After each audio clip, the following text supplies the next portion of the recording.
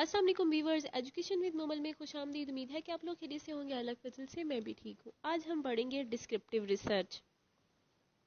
सबसे पहले हम देखते हैं कि डिस्क्रिप्टिव रिसर्च जो है क्या वो। Descriptive research aims to accurately and systematically describe population, situation और फिनोमेना। कि डिस्क्रिप्टिव रिसर्च जो है ये एक्यूरेटली और सिस्टमेटिकली डिस्क्राइब करती है पॉपुलेशन को, किसी भी सिचुएशन को और किसी भी फिनोमेना को।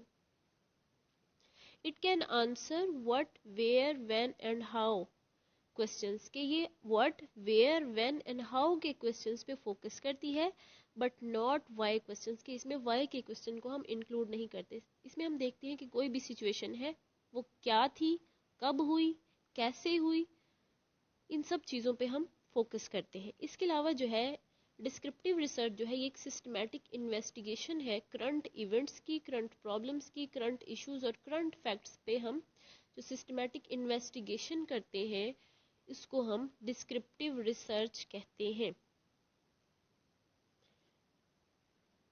A descriptive research design can use wide variety of research method। कि descriptive research design जो है ये बहुत सारी वैरायटी जो रिसर्च मेथड की वो यूज़ करता है। कि डिस्क्रिप्टिव रिसर्च में हम बहुत सारे रिसर्च मेथड यूज़ करते हैं टू इन्वेस्टिगेट वन और मोर वेरिएबल। एक वेरिएबल या एक से ज़्यादा वेरिएबल को इन्वेस्टिगेट करने के लिए, सर्च करने के लिए हम एक से ज़्यादा जो रिसर्च मेथड है वो यूज़ करते हैं। इसलिए इसे हम डिस्क्रिप्टिव रिसर्च कहते हैं, जिसमें हम चीज़ों को एक्सप्लेन करते हैं, डिस्क्राइब करते हैं। Descriptive research is an appropriate choice when the research aims to identify characteristics, frequencies, trends and categories. कि डिस्क्रिप्टिव रिसर्च जो है ये तभी हम एप्रोप्रिएट वे में इसको हम चूज कर सकते हैं जब हमने कैरेक्टरिस्टिक्स, फ्रीक्वेंसीज, किसी चीज़ के बारे में जो ट्रेंड्स हैं और या उसकी कैटेगरीज को जब हमने इन डेप्थ स्टडी करना हो तो हम तब डिस्क्रिप्टिव रिसर्च यूज करते हैं। इसके बाद हम देखते हैं कि कैरेक्टरिस्टिक्स क्या हैं डिस्क्रिप्टिव रिसर्च के जो कैरेक्टरिस्टिक्स। तो सबसे पहले है कि ये क्वांटिटेटिव एंड क्वालिटेटिव। ये क्वांटिटेटिव भी होती है और क्वालिटेटिव भी होती है। इसमें हम क्वांटिटेटिव डाटा और क्वालिटेटिव डाटा दोनों किस्म का डाटा हम ले सकते हैं। अनकंट्रोल्ड वेरिएबल्स, के इसमें अनकंट्रोल्ड वेरिएबल्स नहीं यूज की जाती। कि जो एक्सट्रेनियस वेरिएबल है उनका इसमें कोई अमल दखल नहीं होता। क्रॉस सेक्शनल स्टडीज, कि इसमें क्रॉस सेक्शनल स्टडी पे फोकस किया जाता है। क्रॉस सेक्शनल स्टडी होती है कि जिसमें सैंपल को हम ऑब्जर्व करते हैं वन पॉइंट ऑफ टाइम पे। कि एक ही टाइम पे हमने सैंपल को ऑब्जर्व कर लेना है, इसमें हमने ज्यादा टाइम नहीं लगाना। नेक्स्ट है the basis for further research. कि डिस्क्रिप्टिव रिसर्च जो है ये हमें फर्दर रिसर्च की बेस प्रोवाइड करती है। नेचुरल सेटिंग, डिस्क्रिप्टिव रिसर्च जो है ये नेचुरल सेटिंग में होती है। इसमें वेरिएबल्स को कंट्रोल नहीं करना पड़ता, इसको नेचुरल इन्वायरमेंट, नेचुरल सेटिंग में ही किया जाता है। नेक्स्ट है कि इसके स्टेप्स क्या हैं डिस्क्रिप्टिव रिसर्च के स्टेप्स। पहला है आइडेंटिफिकेशन ऑफ प्रॉब्लम। कि सबसे पहले हम देखते हैं कि प्रॉब्लम है क्या, प्रॉब्लम को आइडेंटिफाई करते हैं। देन हम उस पर लिटरेचर रिव्यू लिखते हैं। लिटरेचर रिव्यू लिखने के बाद डेवलपमेंट ऑफ हाइपोथेसिस, हम हाइपोथेसिस डेवलपमेंट करते हैं, हाइपोथेसिस डेवलप करते हैं। फिर हम पॉपुलेशन सेलेक्ट करते हैं कि हमने कितनी पॉपुलेशन से अपना डाटा कलेक्ट करना है और उस पॉपुलेशन में से हम अपना सैंपल चूज करते हैं। नेक्स्ट है डेवलपमेंट ऑफ इंस्ट्रूमेंट। फिर हम इंस्ट्रूमेंट जो हमारा डाटा कलेक्शन का इंस्ट्रूमेंट है वो हम यूज करते हैं कि इसमें से वो हम सिलेक्ट करते हैं कि कौन सा हमने यूज करना है।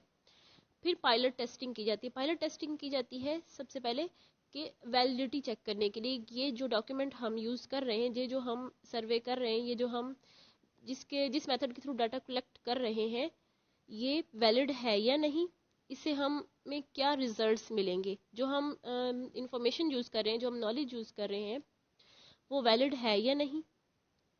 इसे हम कहते हैं पायलट टेस्टिंग। के सबसे पहले थीसिस के जो इंस्ट्रूमेंट है उसको, थीसिस के इंस्ट्रूमेंट को डाटा कलेक्शन करने से पहले हम 15 से 20 लोगों पे हम वो जो इंस्ट्रूमेंट है उसका एक्सपेरिमेंट करते हैं और उसको हम कहते हैं पायलट टेस्टिंग। उसके रिजल्ट्स को चेक करके हम पायलट टेस्टिंग करते हैं।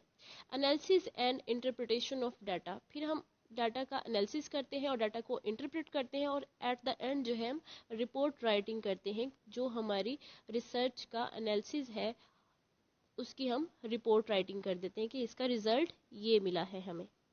नेक्स्ट है कि types of descriptive research design. Descriptive research design की टाइप्स कौन सी हैं? तो पहली है सर्वे रिसर्च, दूसरी है कोरिलेशनल रिसर्च और तीसरी है काजल कंपैरेटिव रिसर्च।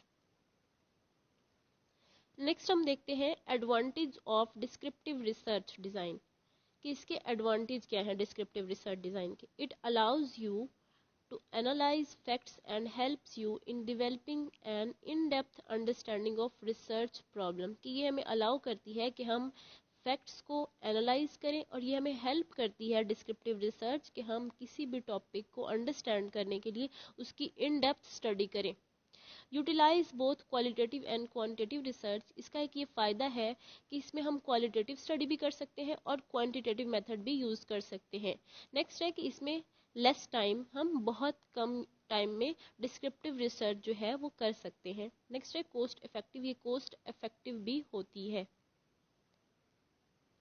अब है कि इसके देखते हैं डिस्क्रिप्टिव रिसर्च के डिसएडवांटेज। इसके डिसएडवांटेज हैं descriptive research can not use statistical tools and techniques for verifying problem. इसमें कहते हैं कि इसमें स्टैटिस्टिकल टूल्स या टेक्निक्स जो है प्रॉब्लम्स को वेरीफाई करने के लिए नहीं की जाती और ये इसका डिसएडवांटेज है। नेक्स्ट है difficult to repeat the research process due to observational nature कि रिसर्च प्रोसेस जो है डिस्क्रिप्टिव रिसर्च का, क्योंकि ये एक नेचुरल सेटिंग में की जाती है तो इस प्रोसेस को दोबारा से रिपीट करना इसलिए मुश्किल होता है कि हम वो जो नेचुरल इन्वायरमेंट था वो दोबारा से हम क्रिएट नहीं कर पाते और उसको क्रिएट करने में टाइम लगता है। तो ये इसलिए इसमें कहा है कि ये इसका एक डिसएडवांटेज है कि इसके प्रोसेस को रिपीट करना जो है बहुत मुश्किल है। तो ये थे डिस्क्रिप्टिव रिसर्च, उसके मीनिंग, उसके स्टेप्स, उसकी टाइप्स और करैक्टरिस्टिक्स जो है डिस्क्रिप्टिव रिसर्च के। उम्मीद है कि आप लोगों को वीडियो पसंद आई होगी। वीडियो पसंद आई हो तो लाइक और शेयर कीजिएगा और मेरे चैनल को सब्सक्राइब कीजिएगा। अल्लाह हाफ़िज़।